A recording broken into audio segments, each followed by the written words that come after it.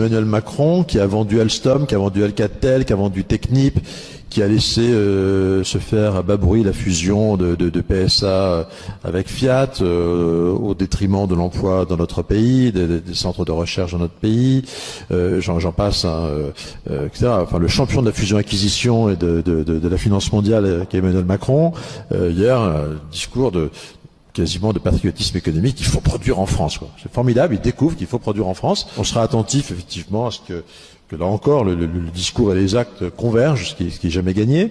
Alors, regardez, un des sujets que je trouve que je connais bien pour avoir présidé la commission d'enquête sur Alstom, la vente d'Alstom à GE, dont le grand architecte a été Emmanuel Macron, dans le dos à l'époque d'Arnaud Montebourg, qui a amené un des virages d'Emmanuel Macron.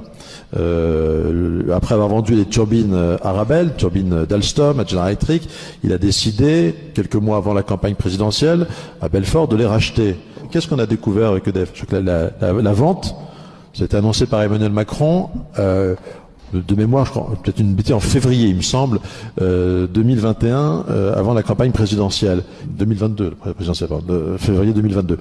Qu'est-ce qu'on a découvert? On a découvert qu'en fait, les licences, la propriété intellectuelle, les licences, c'est important quand on parle d'entreprises aussi stratégiques en savoir-faire de haute technologie, que les licences qui étaient censées être protégées par le droit français, protégées par la loi.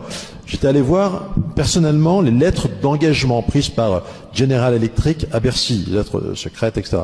Eh bien que malgré tous les engagements qui avaient été pris, la propriété intellectuelle, les licences, les Américains ont mis la main dessus, on n'arrive pas à les récupérer. C'est pour ça que malgré l'annonce en fanfare du rachat par Emmanuel Macron, le rachat n'est toujours pas signé, parce que EDF ne veut pas se faire avoir et racheter très cher quelque chose qui vaut beaucoup moins, puisqu'on aurait perdu la propriété intellectuelle. J'ai écrit au ministre de l'économie, j'ai écrit d'ailleurs aussi au secrétaire général de la Défense nationale, pour avoir une explication.